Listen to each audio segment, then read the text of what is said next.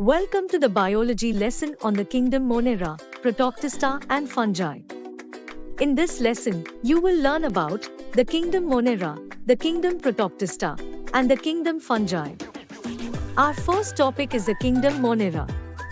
Monera is home to bacteria, tiny living creatures that are found almost everywhere, from the soil beneath our feet to the depths of the ocean. Now, let's explore the structure of a bacterial cell. Within a bacterial cell, we have the mighty cell wall, like armor protecting the cell.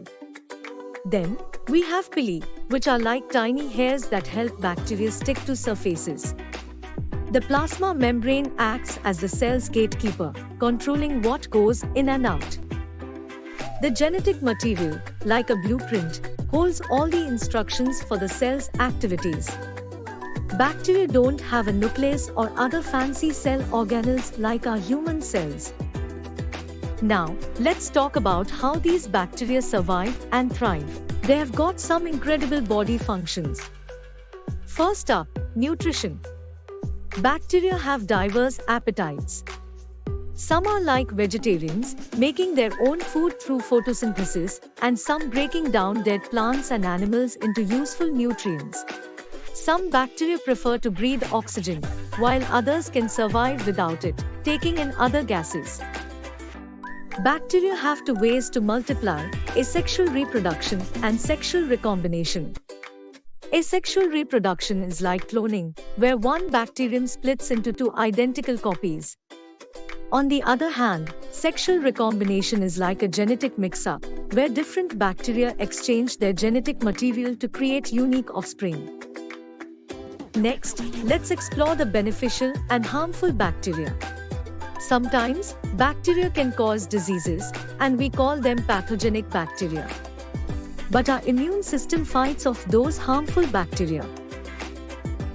Not all bacteria are bad. The beneficial bacteria break down food in our intestines, make vitamins, and even help clean up environmental pollution. Now, let's zoom in on a specific group of bacteria called cyanobacteria. Cyanobacteria have a unique ability to produce oxygen while carrying out photosynthesis. They contribute to the oxygen we breathe and even help create some of Earth's oldest fossil fuels. First, let's talk about Kingdom Protoctista. It's like a big family of unicellular eukaryotes, and within this family, we have some amazing creatures. Amoeba belongs to the phylum Protozoa and the group Rhizopoda. It moves by extending finger-like projections called pseudopodia. Entamoeba is another member of the Protozoa family. It's a parasite that causes a disease called amoebiasis. Moving on, let's explore a freshwater flagellate, Euglena. It has a whip-like tail called a flagellum that helps it move gracefully through the water. And next is the malarial parasite, Plasmodium. It's transmitted by mosquitoes and causes malaria, a disease that we definitely want to avoid. Now, let's turn our attention to the diatoms and other algae. These are using their incredible photosynthetic powers to produce oxygen for all of us to breathe. Now, get ready to dive into the captivating world of Kingdom Fungi. In the hierarchy of living organisms, fungi have their own kingdom, known as the Kingdom Fungi. They are neither plants nor animals, but they possess unique characteristics that set them apart. Unlike plants, fungi cannot make their own food through photosynthesis. Instead, they are heterotrophic, which means they depend on other organisms for nutrition.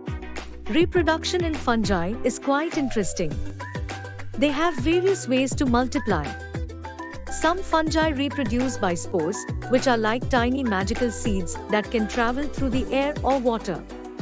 Others, like yeasts, reproduce by budding, where a small bud grows on the parent cell and eventually breaks away. First, we have yeasts. These organisms are often used in baking and brewing. They convert sugars into carbon dioxide and alcohol. Next, we have myxomycetes, also known as slime molds. They are actually quite fascinating. Slime balls can change their shape and move around just like a science fiction creature. Now, let's meet the basidiomycetes, commonly known as mushrooms and toadstools. These fantastic fungi sprout up after rainfall and create enchanting shapes and colors in the forest. Some are even edible, but be careful. Always seek expert guidance. Last but not least, we have lichens. They're not just a single organism, but a unique partnership between a fungus and an algae. Together, they form a symbiotic relationship, creating beautiful patches of color on rocks and tree trunks. Now, let's talk about the economic importance of fungi. Just like any other group of organisms, fungi have their good and not so good members. Some fungi can be harmful, causing diseases in plants and spoilage of food. For example, Puccinia gramineae, also known as wheat rust, can devastate wheat crops, leading to significant agricultural losses. And we have Rhizopus, the notorious bread mold that loves to grow on our leftover slices. Some fungi are used in the production of antibiotics, such as penicillin, that help us fight off harmful bacteria. They also play a crucial role in the decomposition of organic matter, recycling nutrients back into the ecosystem. And let's not forget about the delicious edible mushrooms we enjoy in our meals. That brings this lesson to an end. For additional information on this lesson, please look at the content below the video in the online course. To get a list of the important questions and their answers for this lesson, please refer to the guidebook by our publications provided to you with this course for free. It shows you a list of all the questions that have the highest chance of coming in your next exams based on research carried out on previous year question papers. All the best, and I'll see you in the next lesson.